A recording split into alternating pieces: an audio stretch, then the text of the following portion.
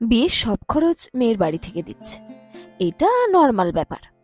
এটাই হয়ে আসছে এতকাল ধরে। কিন্তু সব খরচ মেয়ে দিচ্ছে, এতে যেন সবার চোখ ছানা বড়াই হয়ে গেল। এ আবার কেমন কাণ্ড? কেউ শুনেছে কোনো কালে? কথাটা এপাড়া ছাড়িয়ে ওপাড়া, ওপাড়া ছাড়িয়ে গ্রাম, এরপর দেশ ছড়িয়ে গেল নেট দুনিয়ার মাধ্যমে। হ্যাঁ, ঠিক এইটাই হচ্ছে জয়ন্তীর বিয়েতে। জয়ন্তীর বয়স 28। এইটা এমন আহামরি কোনো বয়স না হলেও এটা নেহাত কম নয় মধ্যবিত্ত বাঙালি পরিবারে। জয়ন্তী স্টুডেন্ট লাইফ থেকে টিউশন করে পার্ট টাইম জব করে।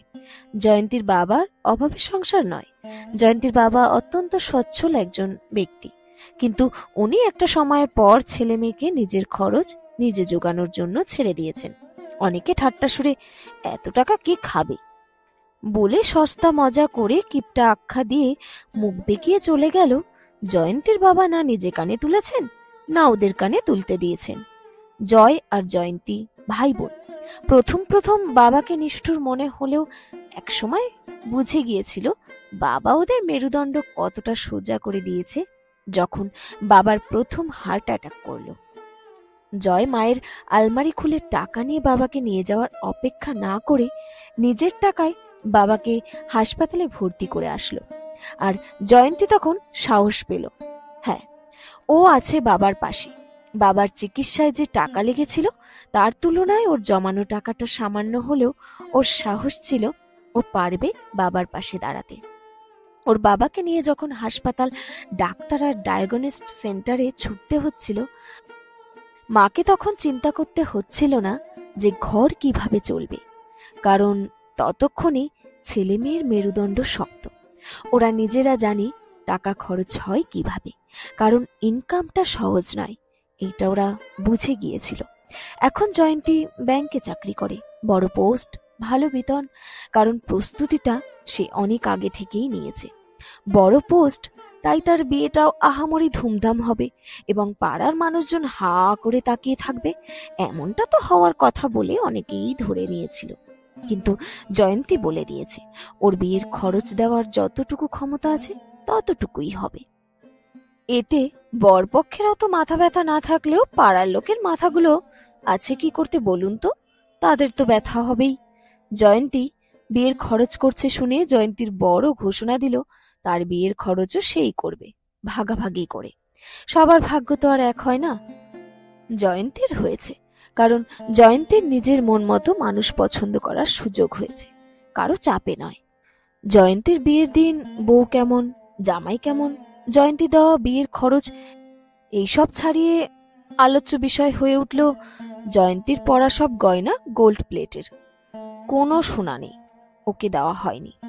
স্টেজে উঠে কাকিমারা ছবি ওঠার নাম করে একবার গয়নায় হাত দিয়ে আটকে উঠছে, এমন সুরে বলেই উঠছে, কি রে জয়ন্তী, হাতে কানে গলায় কোথাও তো একটা সোনা পরা দরকার ছিল, নইলে যে ভালো দেখায় না, মঙ্গল অমঙ্গলও ব্যাপার আছে বল।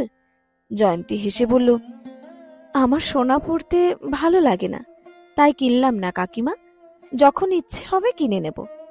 আরো জোরে আটকে ওঠার স্বরে বলে উঠলেন, তুই কিনবি কেন, তোর মা বাবা আছে কি করতে, একটাই তো মেয়ে, পা থেকে মাথা অবধি কোথায় সোনায় মুড়িয়ে দেবে, আমি তো আমার মেয়েকে কত পদের সোনা দিলাম। জয়ন্তী বিয়ের স্টেজে বসে মোটেও কোনো তর্ক করতে না চাইলেও জয়ন্তী ভালোই বুঝতে পেরেছে ও উত্তর না দিলে একের পর এক সবাই এসে বলবেই এবং দোষটা বাবা মাকেই দেবে। ওর পাশে বসা জামাইয়ের দিকে তাকালো, ইমন আলতো করে জয়ন্তীর হাতটা ধরল। কাকিমা, আপনার মেয়ের সোনা পরতে ভালো লাগলে সে অবশ্যই পরবে, আপনার ইচ্ছে হলে দিতেই পারেন, আর আপনার মেয়েকে পড়াশোনা করা অবস্থায় অনার্স শেষ না হতেই বিয়ে দিয়ে দিয়েছেন, তাকে নিজের পায়ে দাঁড়ানোর সুযোগ তো দেননি, তখন তো আপনাকেই দিতে হবে। এইটা নিয়ে বড়াই না করে যদি বলতে পারতেন ওকে সোনা বানিয়ে দিয়েছি, নিজের পায়ে দাঁড় করিয়ে দিয়েছি, সারা জীবন পড়ালেখা শিখিয়ে আর বছর 2 বছর অপেক্ষা না করে ওকে কারো কাছে বোঝা বানিয়ে দিয়েছেন। বছর না যেতেই তো বাবু হলো, মাস্টার্সটা করতেই পারলো না, এই অপেক্ষার দীর্ঘশ্বাস কখনো আপনাকে ছুতে পারবে না কাকিমা। কারণ আপনি বলবেন পা থেকে মাথা অবধি গয়না দিয়েছেন, কিন্তু এই গয়না এখন কোন কাজে লাগে ওর, যখন আপনাকে দেখতে আসার জন্য জামাইয়ের কাছে হাত পাততে হয়? আপনার জন্য কি কিছু কিনতে পারে সে মন মতো? জয়ন্তীর কথা ওনাদের চিন্তা ভাবনাকে বিন্দু মাত্র নাড়া দিতে পারবে না, ভালোই জানা আছে।